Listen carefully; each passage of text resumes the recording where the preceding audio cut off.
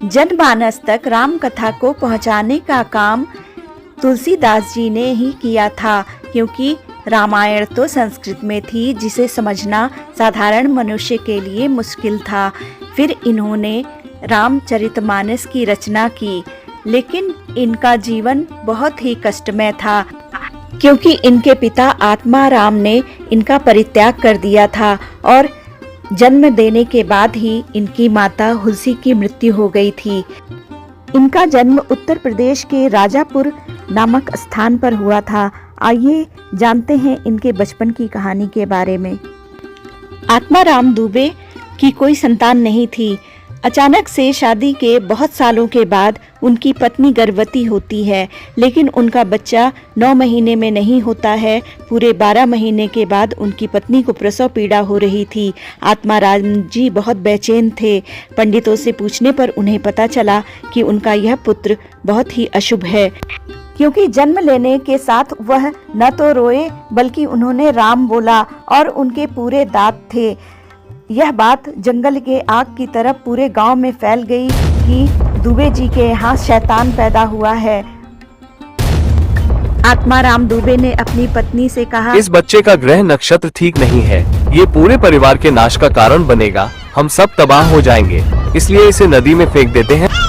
पुत्र को जन्म देने के बाद उनकी पत्नी अपने आप को बहुत ही अस्वस्थ महसूस कर रही थी। उसे लग रहा था कि अब वह बचेगी नहीं। फिर उनकी पत्नी एक दासी को बुलाती हैं जो उनके घर में बहुत दिन से काम किया करती थी। वह उससे कहती है कि मुझे ऐसा आभास हो रहा है चुनिया कि अब मैं नहीं बचूंगी, लेकिन मुझे अपनी चिंता नहीं है, मुझे अपने इस नन्हे से बालक की चिंता है। मेरे मरने के बाद पता नहीं इसका क्या होगा। मुझे तो ये देर में जलाएंगे, लेकिन मेरे बच्चे को ये सब उठाकर नदी में फेंक देंगे। इसलिए हे चुनिया, मैं तुझसे विनती करती हूँ कि तुम मेरे इस पुत्र को अपने ससुराल लेके चली जाओ। यह लो। वह चुनिया को सोने की चेन और चूड़ी देती हैं और कहती हैं कि तुम रातों रात यहाँ से निकल जाओ। फिर इस तरह तुलसीदास जी के प्राणों की रक्षा होती है। चुनिया जब अपने ससुराल जाती है तो उसका पति और उसके ससुराल वाले भी उसे कहते हैं कि तुम इसे यहाँ पर क्यों लेके आई, लेकिन फिर भी वह उसे अपने घर में रख लेते हैं। इस तरह तुलसीदास जी उनके घर में बड़े होने लगते हैं। इधर इनके माता की मृत्यु हो गई और कुछ साल बाद उनके पिता की भी मृत्यु हो गई। जब तुलसीदास जी 4 साल के हुए तो चुनिया की भी मृत्यु हो गई। उसके ससुराल वाले उसे अशुभ मानते हुए घर से निकाल देते हैं। इस तरह वह 4-4.5 साल का बच्चा इधर उधर भटकने लगा। न माँ न बाप न सिर पे छत, वह बेसहारा इधर उधर भटकता और भीख मांगकर जीवन यापन करने लगा। लोग उसे दुत्कारते, उसे भगा देते, लोग कुत्ते को खाना दे देते थे, लेकिन उसे नहीं देते थे। माएँ अपने बच्चों से उसे धक्का मरवा देती थी। सबके घर में छोटा बच्चा 6-6 बार खाना खाता था, लेकिन तुलसीदास जी को एक समय का भी खाना नहीं मिलता था। कुछ तो देते खाने को, सूखा, बासी, बचा खुचा कुछ भी दे देते, लेकिन कोई भी उनके बारे में नहीं सोचता था कि वह बच्चा क्या खाएगा, कैसे जिएगा। तुलसीदास जी ने अपनी जीवनी में लिखा है कि कभी कभी कुत्ते और वह साथ दौड़ा करते थे। दोनों में रोटी को लेकर छीना झपटी होती थी। कुछ टुकड़े तुलसीदास जी के हिस्से आते थे, कुछ कुत्ते ले जाते थे। लोग तो उन्हें देखकर कहते थे, अरे इसे खाना मत दो, जो इसे खिलाता है वह मर जाता है। कहते हैं कि शिवजी यह सारी लीला देख रहे थे। वह पार्वती जी से कहते हैं, हे पार्वती, तुम जगत की माता हो, देखो ये बच्चा कितना अभागा है, इसे कोई खाना नहीं देता है। तुम इसकी माँ बन जाओ और जाकर इसे खाना खिलाओ जगत के कल्याण के लिए। ये बहुत ही महत्वपूर्ण कार्य करने वाला है। इसका बचपन इतना दुखमय तो नहीं होना चाहिए। माँ पार्वती एक बूढ़ी औरत का वेश धारण करती। सोते हुए रामबोला को उठाकर माँ पार्वती कहती हैं कि बेटा बेटा उठो, खाना खा लो। उसे बहुत आश्चर्य होता है। वह सोचता है और कहता है, आज तक तो मुझे किसी ने बेटा कहकर नहीं बुलाया था। यह कौन है जो मुझे बेटा बोल रहा है? पार्वती जी रोज ही उसके लिए एक निश्चित समय पर खाना लेकर आती हैं और वह भी उनका इंतजार करता है। यह क्रम काफी दिनों तक चलता है। गांव की महिलाओं ने जब ध्यान दिया तो उन्हें लगा कि उन्हें कोई खाना खिलाकर जाता है। तब उन लोगों ने उनका पीछा किया और उसके बाद से पार्वती जी ने उन्हें खाना खिलाना बंद कर दिया। अब वह बालक बहुत दुखी होता है। एक दिन वह दूर गांव में जाता है और भीख मांग रहा था। तभी उस घर की महिला जब उसे भीख देने आती है तभी अंदर से कोई बुजुर्ग महिला बताती है, अरे इस अपशकुनी को खाना मत दे, इससे हमारे कुल का नाश हो जाएगा, तू भाग यहाँ से। तुलसीदास जी को यह बात हृदय पर लग जाती है। वह प्रण करते हैं कि अब मैं कभी भी भीख नहीं मांगूंगा, कभी भी नहीं, कभी भी और नहीं। पास ही में एक मंदिर में जाकर रहने लगते हैं। वहीं की सीढ़ियों पर वह पड़े रहते थे। एक दिन नरहरि दास वहां से जा रहे थे। उन्होंने मंदिर के पुजारी से पूछा कि यह बच्चा कौन है।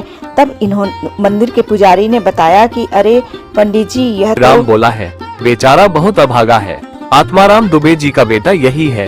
ये तो दर दर की ठोकरें खा रहा है क्योंकि यह बुरे नक्षत्र में पैदा हुआ था। नरहरि दास जी को उसके ऊपर दया आ जाती है और वह कहते हैं कि प्रभु श्री राम सबके रखवाले हैं, तू उनकी शरण में क्यों नहीं जाता? तब वह बहुत भोलेपन से कहते हैं, श्री राम कहाँ पर हैं और मैं उनके पास कैसे पहुँच सकता हूँ? नरहरि दास उसे अपने साथ ले जाते हैं और उनकी शिक्षा दीक्षा आरंभ कर देते हैं। एक दिन नरहरि दास उन्हें राम कथा सुनाते हैं। उन्हें राम कथा इतनी पसंद आती है कि वह रामायण पढ़ने की कोशिश करते हैं। जब उन्हें समझ में नहीं आता है तो वह पूरा रामायण कंठस्थ कर लेते हैं। इससे नरहरि दास बहुत प्रसन्न होते हैं। फिर वह उन्हें लेकर काशी जाते हैं और शेष सनातन से अनुरोध करते हैं कि इन्हें अपना शिष्य बना लो। तुलसीदास जी की रुचि और प्रतिभा को देखते हुए शेष सनातन जी उन्हें 10 वर्ष तक वेद पुराण आदि धार्मिक ग्रंथों की शिक्षा देते हैं। शिक्षा पूरी होने के बाद तुलसीदास जी उनसे कहते हैं कि हे प्रभु, आपने तो मुझे इंसान बनाया और लोगों के बीच में जीने लायक बनाया है, मैं आपकी क्या सेवा करूं? गुरुदेव उनसे कहते हैं, तुम रामचरित का प्रचार प्रसार करो और विवाह भी अवश्य करना। मैं चाहता हूँ तुम गृहस्थाश्रम में प्रवेश करो क्योंकि श्री रामचंद्र जी ने भी गृहस्थ जीवन जिया था। वह अपने गांव जाते हैं और वह राम कथा पर प्रवचन देने लगते हैं। उनका प्रवचन सुनने लोग दूर दूर से आते हैं। जल्दी ही उनकी ख्याति बहुत दूर दूर तक फैलने लगती है। पड़ोस के गांव में यमुना पार दीन बंधु पाठक नाम के एक ब्राह्मण थे। उनकी एक बहुत ही रूपवती बेटी थी। एक दिन उनके पास जाकर कोई कहता है कि आपकी पुत्री के लिए तुलसीदास बहुत ही अच्छे वर रहेंगे। लेकिन दीन बंधु पाठक जी तुलसीदास जी को जानते थे। वह कहते हैं कि वह तो बहुत निर्धन है।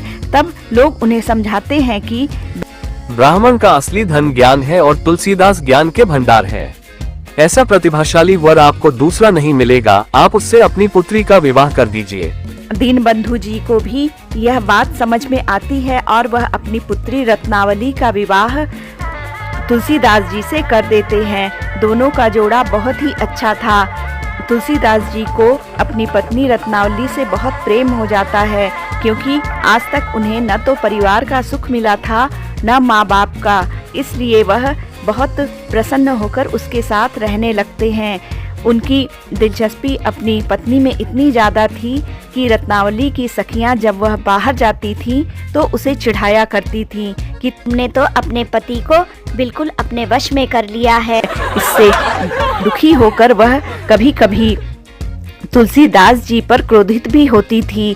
एक दिन रत्नावली के घर का नाई उसके पास आता है और उन्हें मायके चलने को कहता है, लेकिन वह जाने से मना करती है। वह कहती है, मेरे पति घर से बाहर हैं, मैं अभी नहीं जा सकती हूँ। लेकिन बहुत अनुरोध करने पर वह चलने को तैयार हो जाती है। वह एक पत्र तुलसीदास जी को लिख देती है और वह चली जाती है। जब तुलसीदास जी 1-2 दिन बाद आते हैं और उसको नहीं पाते हैं और पत्र पढ़कर वह बहुत दुखी होते हैं। वह सोचते हैं कि मैं अपनी पत्नी का वियोग कैसे सहूँगा, और वह बहुत बारिश और उफनती नदी में अपने ससुराल जाने की सोचने लगते हैं। वह नाविक से नदी पार करने को कहते हैं, लेकिन वह कहता है कि इतने तूफान में मैं अपनी नाव नदी में नहीं उतारूंगा। फिर वह नदी तैर कर जाने लगते हैं। उन्हें कोई सहारा नहीं मिलता है। वह एक शव को लकड़ी समझकर उसे पकड़ लेते हैं और यमुना पार कर जाते हैं। जब वह अपने ससुराल पहुंचते हैं तो अंधेरा था। वह सोचते हैं कि मैं द्वार ऐसे कैसे जाऊं और इस समय मुझे इंतज़ार नहीं करना है। और फिर वह ऊपर रत्नावली की खिड़की से घुसकर जाने की सोचने लगते हैं। तभी रत्नावली की कमरे के बाहर एक रस्सी लटका हुआ उन्हें दिखाई देता है। वह उसे पकड़कर रत्नावली के कमरे में पहुंच जाते हैं। रत्नावली उनसे पूछती है कि आप यहाँ पर कैसे आए। तब वह बताते हैं कि तुम्हारे कमरे से बाहर रस्सी लटक रही थी, उसी को पकड़कर मैं आया हूँ। रत्नावली कहती है, अरे वह तो मरा हुआ सांप था, आपने यह क्या किया? और फिर वह बहुत क्रोधित होती है। हे प्रभु, मेरे माता पिता क्या कहेंगे और पास पड़ोस के लोग क्या कहेंगे कि मेरा पति खिड़की से कूदकर मेरे कमरे में आया है। मैं सबको कैसे बताऊंगी कि इन्होंने क्या किया है। और वह बहुत ही गुस्सा होती है। उसे लोक लाज का डर लगता है। वह तुलसीदास जी को अपमानित करते हुए कहती है कि मेरे हाड़ मांस के शरीर से आपको इतना प्रेम है। अगर इतना प्रेम आपने अपने प्रभु श्री राम से किया होता तो आपका जीवन सुधर गया होता, जीवन सुधर गया होता। रत्नावली ने यह एक दोहे के माध्यम से कहा। इसे सुनकर तुलसीदास जी बिल्कुल सन्न रह गए। वह बहुत ही दुखी हुए। उनका हृदय परिवर्तन हो गया। उन्होंने सोचा कि सच तो कह रही है कि अगर इतनी प्रीति मैंने अपने श्री राम से की होती तो न जाने क्या हुआ होता। फिर वह उसी क्षण वहाँ से निकल जाते हैं। उन्होंने अपनी पत्नी का परित्याग कर दिया और संन्यास धारण कर लिया। फिर वह घूम घूम कर रामचरित्र का व्याख्यान देने लगे और पूर्ण रूप से सन्यासी हो गए। उनकी ख्याति इतनी बढ़ी कि उस समय के शासक अकबर ने उन्हें अपने नवरत्नों में शामिल करना चाहा, लेकिन उन्होंने इससे इनकार कर दिया। तुलसीदास जी ने अनेक ग्रंथों की रचना की। इसमें रामचरितमानस और हनुमान चालीसा को विशेष ख्याति मिली हुई है। आज भी हनुमान चालीसा घर घर में गाई जाती है। रामचरितमानस संस्कृत में थी, जो साधारण मनुष्य समझ नहीं सकते थे।